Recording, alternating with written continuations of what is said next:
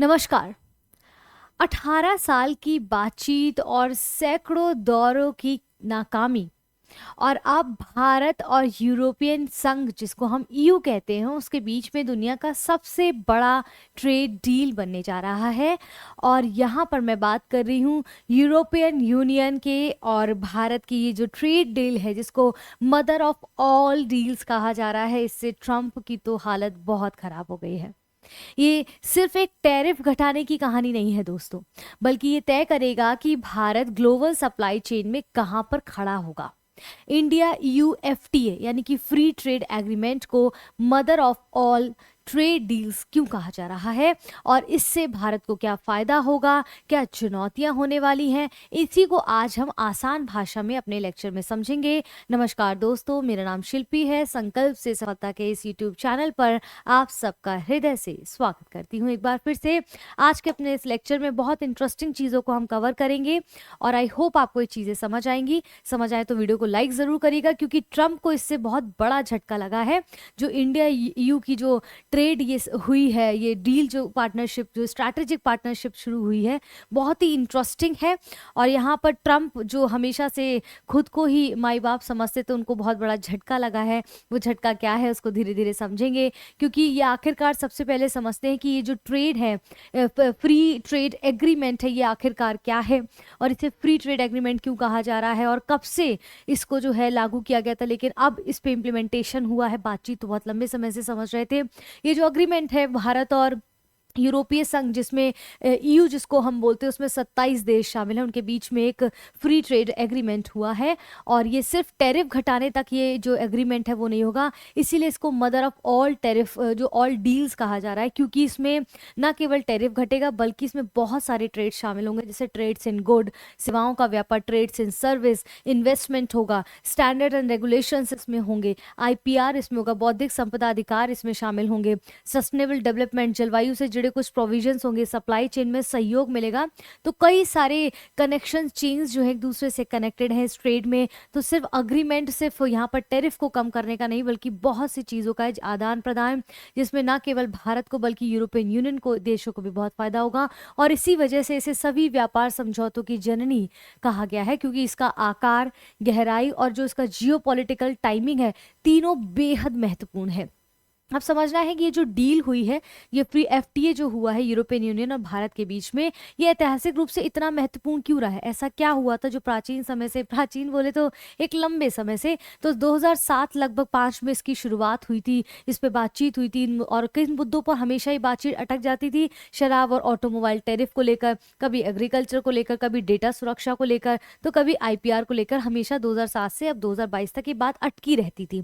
फिर इसके बाद 2021 के बाद कोविड में, यूक्रेन युद्ध के बाद वैश्विक व्यापार पर राजनीति बदली और बातचीत दोबारा शुरू हुई और इसका असर जो है वो फाइनल होना बताता जाता है 2022 में, जब भारत और ईयू दोनों के लिए रणनीतिक रूप से समझौता बेहद जरूरी हो गया था।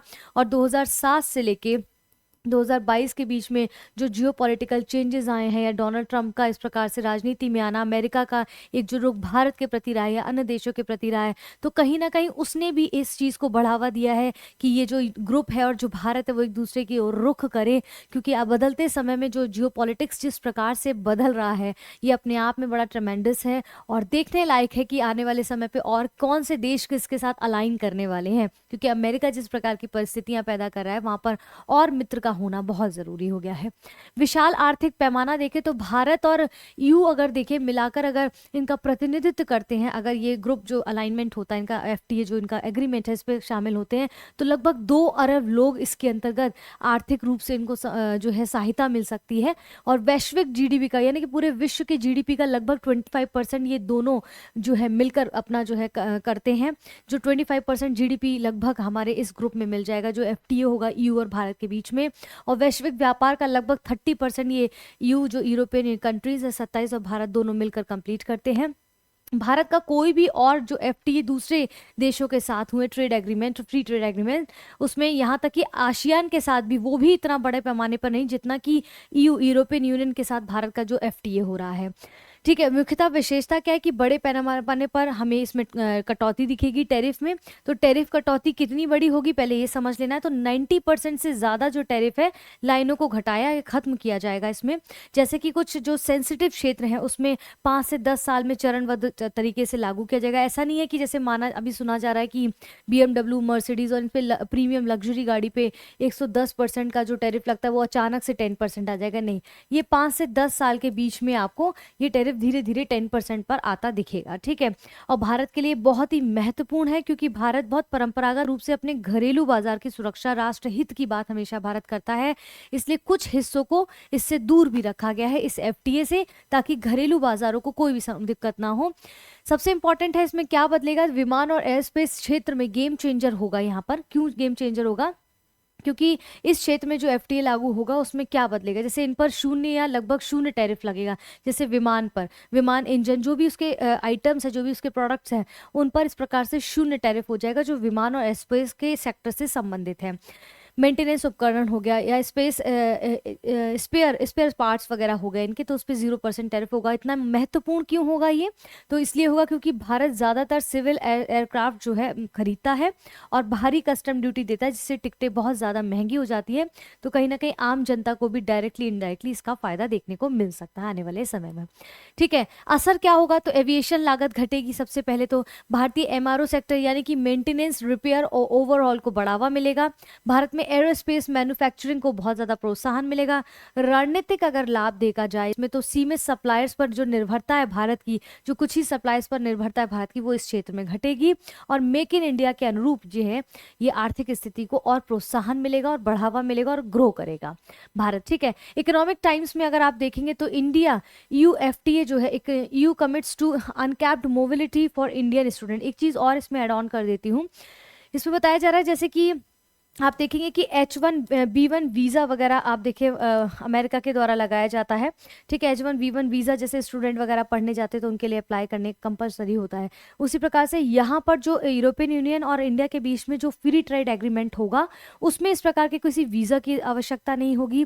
अनकैप्ड रहेगा, यानी कि जितने भी इंडियन स्टूडेंट्स वहाँ पर जाकर पढ़ना चाहेंगे उनके लिए किसी हमें मतलब बहुत सुविधाएं उनको प्रोवाइड करी जाएंगी। कोई भी ऐसे टर्म एंड कंडीशंस नहीं लगाई जाएगी जिससे वो रुकावट पैदा हो, ठीक है। अब इसके बाद यहाँ पर कह रहे हैं कि दूसरा कारण है कि FTA में आप देखेंगे जैसे शराब को लेकर, जैसे 2007 में जब ये डील की बात होती थी तो 2007 में वाइन या फिर आपके जो भी अल्कोहल है उनको लेकर हमेशा टैरिफ को लेकर, ऑटोमोबाइल जो है सेक्टर्स को लेकर, टैरिफ को लेकर बातचीत होती थी, रुक जाती थी। तो राजनीतिक रूप से बहुत ही सेंसिटिव एरियाज है, इकोनॉमिकली बहुत बड़ा क्षेत्र भी है। तो आप देखेंगे कि प्रेजेंट टाइम में जो शराब है उन पर टैरिफ, जैसे वाइन एंड स्पिरिट्स पर 150% तक टैरिफ गवर्नमेंट जो है लगाती है। बियर पर लगभग 100% टैरिफ लगता है, ठीक है, जो यूरोप से आता है। लेकिन जब ये ट्रेड एग्रीमेंट लागू हो जाएगा, फ्री ट्रेड, तो वाइन पर 20 से 30% FTA ही लगेगा मात्र, और स्पिरिट्स पर लगभग 40% टैरिफ लगेगा। इसके बाद बियर पर लगभग 50% टैरिफ। और भारत क्यों माना है, भारत ने क्यों अग्रीमेंट कर दिया इस चीज़ पे, क्योंकि देखिए उनकी चीज़ों के लिए जब हम अपने बाजार को ओपन करेंगे, लाइबल करेंगे, लिबर्टी उनको देंगे, तो वो भी तो हमें अपने बाजार ओपन करके देंगे ना। तो टैरिफ कटौती से जो है कोटा आधारित है एक तो, ठीक है। कोटा आधारित क्यों है, क्योंकि महंगी जो आयातित शराबें हैं वो भारतीय आम शराब बाजार को खतरा नहीं देंगी, इसलिए इसको ओपन किया गया है फ्री ट्रेड करने के लिए, इसको इतना % कम करने के लिए। हॉस्पिटैलिटी और टूरिज्म को भी काफ़ी ज़्यादा फायदा होगा इससे भारत में। और EU ने क्यों जोर दिया इस चीज़ पे कि इससे टैरिफ कम किया जाए, यूरोपियन जो वाइन है, अल्कोहल है, क्योंकि फ्रांस, इटली, स्पेन के लिए शराब निर्यात राजनीतिक प्राथमिकता है। इसलिए उन्होंने कहा कि हमारे लिए भी आप इस प्रकार से बाजार जो है विदाउट टैरिफ या जीरो टैरिफ या कम टैरिफ में ओपन करिए तो हमें भी फायदा होगा, है ना, और भारत भी तो अपना फायदा देखेगा। अब मेन मुद्दा आता है जो बहुत सुगबुगाहट बनी हुई है कि भाई लग्जरी प्रीमियम गाड़ियां सस्ती हो जाएंगी, जैसे वॉल्वो जो भी लग्जरी कार्स है, ठीक है, आप देखिए जी वैगन इत्यादि, जो भी ये मर्सिडीज़ है, ऑडी है, लैम्बोर्गिनी है, या बहुत सारी जो भी गाड़ी हैं, ये BMW वगैरह, तो इस पर भी क्या है, ऑटोमोबाइल सेक्टर बहुत ज़्यादा विवादास्पद रहा है 2007 से कि किस प्रकार से इस पर टैरिफ को कम किया जाए। क्योंकि भारत को ये डर लगता था कि अगर हमने यूरोपियन कंट्री से इन जो ये लग्जरी कार्स आ रही है इन पर 110% समथिंग अगर टैरिफ नहीं लगाया तो एक तो भारत को नुकसान जो है राज्य के नुकसान होगा, दूसरा जो भारत की इंडस्ट्रीज जो जो बना रही हैं कार्स को, उनको भी बहुत नुकसान हो जाएगा। तो उनको एक स्पेस देने के लिए उन्होंने इतना ज़्यादा बाहर की कंपनियों पे टैरिफ लगाया, और कारों पर जो आयात शुल्क था वो इतना परसेंट प्रेजेंट में है। भारतीय मैन्युफैक्चरर्स को सुरक्षित रखने के लिए उन्होंने बाहर से आने वाली, यूरोपियन कंट्री से आने वाली जो व्हीकल्स है उन पर इतना परसेंट टैरिफ लगाया था। लेकिन एफटीए लागू होने के बाद धीरे धीरे घटकर 10% आ जाएगा, और 10% आने में 5 से 10 साल का समय तो लगेगा ही। पहले 50%, 40%, 20%, कुछ इस प्रकार से कम धीरे धीरे टैरिफ कम होना शुरू हो जाएगा। अच्छा, एक चीज़ पहले समझ लेते, देखिए हो सकता है इसमें से बहुत से बच्चे ऐसे हो जिनको यही नहीं पता हो मे बी कि फ्री ट्रेड एग्रीमेंट क्या होता है, जिसको मुक्त व्यापार समझौता कहते हैं। ठीक है, एफटीए क्या होता है? दो देशों या फिर समूहों के बीच में किया गया एक समझौता, कॉन्ट्रैक्ट होता है, जिसमें क्या होता है, एक दूसरे के सामान पर, यानी कि जो उनकी गुड्स है, सामान पर आयात टैक्स यानी कि खरीदने पर टैरिफ कम लग सकता है या खत्म किया जा सकता है, कुछ इस प्रकार की चीजें होती हैं। यानी कि सेवा हो गई, सर्विस हो गई, निवेश यानी कि इन्वेस्टमेंट, इनको आसान बनाया जाता है। यानी कि व्यापार से जुड़े जो रूल्स हैं, जो प्रक्रिया है, उनको सरल करने की कोशिश की जाती है। सिंपल भाषा में अगर हम एफटीए को समझें तो इसमें दो देश या ऑर्गेनाइजेशंस के बीच में व्यापार जो है सस्ता हो जाता है, तेज हो जाता है, आसान हो जाता है, जिससे आर्थिक रिश्ते और मजबूत हो जाते हैं उन देशों के बीच में, उन ऑर्गेनाइजेशंस के बीच में। ठीक है, तो सख्त कोटा प्रणाली जो है यहाँ पर वो भी खत्म होगी। फोकस किस किस पे होगा जब एफटीए समझौता हो जाएगा ऑटोमोबाइल सेक्टर्स में? तो लग्जरी कारों पर जो है टैरिफ कम लगेगा, टैक्स कम लगेगा। ठीक है, इसके बाद इलेक्ट्रिक व्हीकल्स जो है उन पर भी, इलेक्ट्रिक व्हीकल्स को ये जो टैरिफ जो अभी 110 लग रहा है, या इस पे जो 90% टैरिफ लगता है इलेक्ट्रिक व्हीकल्स को, इसको इससे बाहर रखा जाएगा। इस टैरिफ को इलेक्ट्रिक व्हीकल्स पे लागू नहीं किया जाएगा। इसके पीछे का कारण है क्योंकि भारत के जो अंदर इंटरनल इंडस्ट्रीज हैं, जो जो इलेक्ट्रिक व्हीकल को बना रही हैं, ये जो स्टार्टअप्स इन पे काम कर रहे हैं, वो खराब हो जाएंगे अगर इन्होंने बाहरी कंपनियों, बाहर की यूरोपियन कंपनीज जो है, यूरोपियन जो कंट्रीज हैं, उनके यहाँ बहुत अच्छे से इलेक्ट्रिक व्हीकल्स पे काम किया जाता है, तो अगर वहां से सस्ते दामों पे ले लेंगे तो इंडियन मार्केट बहुत खराब हो जाएगा इलेक्ट्रिक व्हीकल्स का ओनली। तो इसको इससे दूर रखा जाएगा। बाकी हाई इंजन कैपेसिटी वाहन इत्यादि पर बहुत फोकस किया जाएगा कि फ्री ट्रेड एग्रीमेंट पर उसका असर दिखाई दे। अब कौन कौन सी वो लग्जरी प्रीमियम कार्स होंगी? तो BMW, मर्सिडीज, वॉल्क्स वैगन है, जैसी जो कारें हैं वो सस्ती होंगी। भारतीय ऑटो इंडस्ट्री सुरक्षित होगी। जो इलेक्ट्रिक व्हीकल है, इनकी टेक्नोलॉजी ट्रांसफर को बढ़ावा मिलेगा।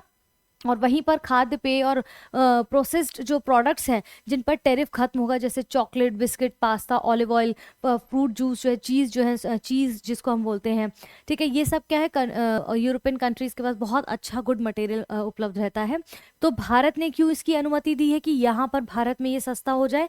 क्यों दी है? क्योंकि ज़्यादातर प्रीमियम उत्पाद यहाँ पर हमें देखने को मिलेगा भारत में। ठीक है, खाद्य सुरक्षा पर न्यूनतम असर इसका पड़ेगा, इसलिए उन्होंने इसको भारत ने अलाउ कर दिया कि चलो आके जो है शून्य टैरिफ पे या कम टैरिफ पे यहाँ पर बेचो आके। और कंज्यूमर्स के लिए भी ज्यादा विकल्प उपलब्ध हो जाएंगे भारत के अंदर अपनी खुद की इंडस्ट्रीज के साथ साथ, इसलिए भी ये फायदेमंद है। ठीक है, केमिकल, फार्मा और मशीनरी, तो ईयू को इससे क्या लाभ होगा? ईयू यानी कि यूरोपियन यूनियन के जो 27 देश हैं उनको इससे क्या लाभ होगा? तो शून्य शुल्क होगा सबसे पहले इस क्षेत्र में। ठीक है, जब भारत इनको बेचेगा वहां पर, और स्पेशलिटी केमिकल्स इनको अच्छे मिल जाएंगे, मेडिकल डिवाइसेस इनको भारत से अच्छे उपलब्ध हो जाएंगे बहुत कम टैरिफ में। ठीक है, इंडस्ट्रियल मशीनरी इनको उपलब्ध हो जाएगी। भारत को लेकर इस क्षेत्र में फिर क्या लाभ होगा अगर ये फ्री ट्रेड एग्रीमेंट हो जाता है? तो बेहतर पहुंच मिलेगी, अच्छा रीच हो जाएगी चीज़ों की। जेनरिक मेडिसिन वगैरह को बेचने के लिए एक अच्छा मार्केट यूरोप मिल जाएगा। एपीआईज मिल जाएंगे बल्क में, इनको केमिकल्स काफ़ी ज़्यादा प्रोवाइड हो जाएंगे वहाँ पर एफटीए के अंतर्गत। तो ये सारी चीज़ों को ध्यान में रखकर किया गया। मुख्य सुरक्षा जो प्रोविजंस हैं, जैसे भारत ने अपना अधिकार सुरक्षित रखा है, जैसे जेनरिक दवाइयों का जो प्रोडक्शन है भारत उसको सुरक्षित रखेगा, कंपलसरी लाइसेंसिंग का उपयोग करेगा। वहीं पर भारत देखेंगे कि यूयू के साथ अभी भारतीय टेक्सटाइल और गारमेंट्स पर 8 से 12% ड्यूटी जो है भारत की सबसे बड़ी जीत है कि 8 से 12% की ड्यूटी लगाता है। लेकिन जब एफटीए लग जाएगा, एफटीए के बाद यानी कि फ्री ट्रेड एग्रीमेंट हो जाएगा, उसके बाद लगभग ये शुल्क जो है शून्य हो जाएगा। यानी कि जो निर्भरता हमारी बांग्लादेश और जो वियतनाम जैसे देशों पे थी वहाँ पर कम होगी, और इनसे जब इन पर निर्भरता बढ़ेगी तो वहाँ पर हमारा फ्री ट्रेड एग्रीमेंट भी हो रहा है, यानी कि चीज़ें हमें बहुत ही शून्य शुल्क पर मिल जाएंगी। यानी कि एमएसएमईज को ज़बरदस्त बढ़ावा यहाँ पर मिल सकता है भारत में। श्रम प्रधान जो उद्योग है वो काफ़ी मजबूत हो जाएंगे जब इस प्रकार की चीज़ें उनको ईजिली उपलब्ध हो जाएंगी। महिलाओं को रोजगार में ज़्यादा वृद्धि देखने को मिल सकती है। यानी कि भारत की सबसे बड़ी नेगोशिएशन सफलता मानी जा रही है ईयू भारत ट्रेड को।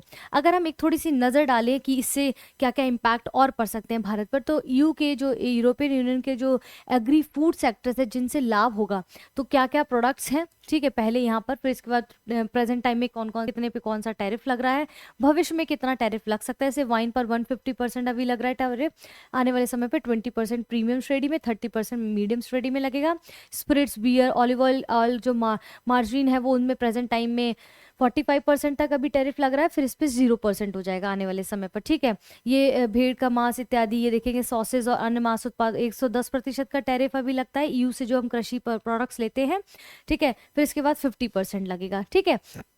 इसके बाद सेवा, सर्विसेज, इन्वेस्टमेंट और डिजिटल व्यापार में जो सर्विसेज हैं निम्न के लिए आसान बाजार पहुंच हो जाएगी, जैसे आईटी सेवा, इंजीनियरिंग, कंसल्टेंसी, पेशेवर योग्यताओं को मान्यता मिलेगी। इन्वेस्टमेंट्स क्या होंगे, जैसे जो भी इन्वेस्टर्स हैं उनके लिए मजबूत सुरक्षा तंत्र उनको उपलब्ध हो जाएगा भारत में, ठीक है। विवाद निपटान की स्थिर जो एक प्रणाली बनाई जाएगी, ताकि अगर कोई इस प्रकार की चीज़ें जो है दुविधाजनक होती है इंटरनली और एक्सटर्नली जो आ रहे हैं, उनके बीच में थोड़ा सेटलमेंट को क्रिएट किया जा सके, इन सारी चीज़ों का भारत ध्यान रखेगा।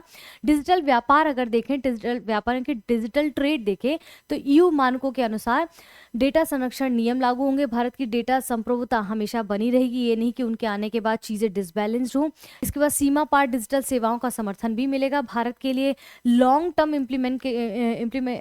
इम्प्लीकेशंस अगर हम देखें, तो इससे क्या भारत के ऊपर लंबे समय का क्या प्रभाव पड़ेगा, तो आर्थिक रूप से अगर आप देखें, ये जो फ्री ट्रेड एग्रीमेंट इनके साथ साइन हो रहा है, इसमें 2032 तक व्यापार मात्रा 2 गुनी हो सकती है ईयू के साथ, ठीक है।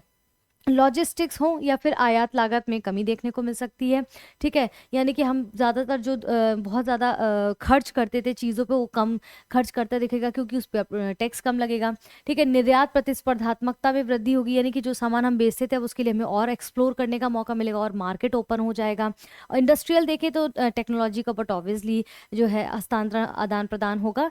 वैश्विक ग्लोबल लेवल पर वैल्यू चेन में बेहतर एकीकरण दिखेगा। स्ट्रैटेजिक ऑटोनॉमी में अगर हम देखें, तो किसी एक ब्लॉक पर ज्यादा निर्भरता कम होगी, यानी कि चाइना, अमेरिका जैसे देशों पर अगर हम बहुत ज्यादा किसी चीज में निर्भर थे, तो उसके लिए भी हमें मार्केट एक्सप्लोर करने का मौका मिलेगा। तो किसी एक चीज पर पर्टिकुलरली जो है निर्भरता कम होगी, डिपेंडेंसी, हम बाकी पर भी काम करना शुरू करेंगे।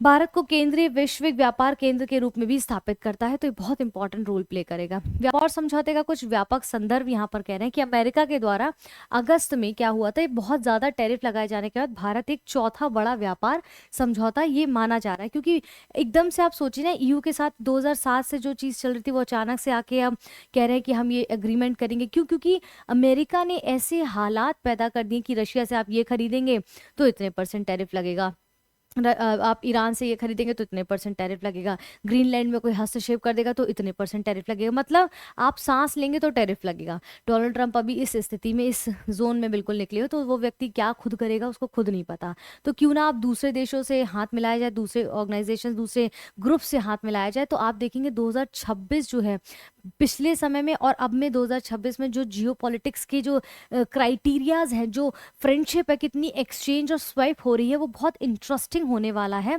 क्योंकि डोनाल्ड ट्रंप की एक रणनीति ने पूरे विश्व को हिला के रख दिया है, ठीक है। तो ये अग्रीमेंट जो है, टैरिफ लगाए जाने के बाद भारत ने इस पर ध्यान दिया है अपने व्यापार के कॉन्ट्रैक्ट को लेकर। भारत पहले ही यूके के साथ, ब्रिटेन, ओमान और न्यूजीलैंड के साथ ट्रेड एग्रीमेंट कर चुका है। यूरोपीय आयोग के कहता है कि 2024 में भारत और ईयू के बीच में जो गुड्स का ट्रेड हुआ है वो 120 अरब यूरो से ज्यादा, लगभग 140 अरब डॉलर माना गया है 2024 में, ठीक है। वहां पर, जिससे ईयू जो है, यूरोपियन यूनियन के जो 27 कंट्रीज है, उनका भारत का सबसे बड़ा व्यापारिक समझौता बना है। चाहे वो मशीनरी का उपकरण हो, चाहे केमिकल्स हो, चाहे बेस मेटल्स हो, खनिज उत्पाद हो, टेक्सटाइल हो, भारत के बहुत ही प्रमुख निर्यात रहे हैं जो भारत ने उनको बेचे हैं, ठीक है। मार्च 2025 को समाप्ति वर्ष में देखेंगे कि भारत ईयू का जो गुड ट्रेड रहा है वो 136 अरब डॉलर लगभग रहा है। तो जो यूरोपियन यूनियन जो आयोग है, उनके अध्यक्ष हैं उर्सुला वॉन डेर लेन ने दावोस, जो कि स्विट्जरलैंड में, वहां पर 20 जनवरी को एक बैठक में कहा कि टैरिफ की बजाय हमें बहुत ही निष्पक्ष व्यापार करना चाहिए, ठीक है। टैरिफ से ज्यादा हमें इस पर ध्यान देना चाहिए। अलगाव की बजाय हमें साझेदारी, मिलकर काम करना चाहिए, और शोषण की बजाय हमें सततता यानी कि सस्टेनेबिलिटी के पर ध्यान देना चाहिए काम को लेकर। यूरोपियन यूनियन की जो आयोग के भारत के देखेंगे 6 प्रमुख, ईयू में भी 6 प्रमुख बाजार हैं भारत जिस पे ज़्यादा, जिनके साथ ज़्यादा डील करते हैं, जैसे कि Netherlands, Germany, Italy, Spain, France और बेल्जियम को निर्यात करता है भारत। 6 प्रमुख ईयू बाजार हैं भारत के ये। उन 27 देशों में दिसंबर तक इसने 9 महीने में 43.8 अरब डॉलर तक वहाँ निर्यात किया है, जबकि अमेरिका अकेले के लिए ये 65.88 अरब डॉलर था। ठीक है, तो विशेषज्ञों ने कहा है कि ईयू के साथ अगर ये कॉन्ट्रैक्ट हो जाता है तो मील का पत्थर कहा जाएगा, पर ये भारत अमेरिका व्यापार समझौते की आवश्यकता को खत्म तो नहीं करेगा। आई अंडरस्टैंड, ऐसा नहीं है कि पूरी तरह से भारत की जो अमेरिका पे निर्भरता थी खत्म हो जाएगी, नहीं, लेकिन कुछ हद तक तो होगी, कुछ तो फायदा मिलेगा। मुझे तो ये लगता है कुछ तो फायदा मिलेगा, ना से तो कुछ हाँ सही ना। तो 2024 में जो भारत का वस्तु व्यापार अधिशेष जो सरप्लस बचता है वो क्या है कि अमेरिका के साथ 45.8 अरब डॉलर था और ईयू के साथ भारत का 25.8 अरब डॉलर था, यानी कि काफी कम था, पर ठीक है धीरे धीरे ग्रो करेगा, है कि नहीं। एक सेकेंड, सॉरी, अब दिक्कत क्या आ रही है, माफी चाहती हूँ। अब यहाँ पर देखिए दिक्कत क्या आ रही है, जैसे ये सारी चीजें तो पॉजिटिव दिख रही हैं, ठीक है, एक सेकेंड ना,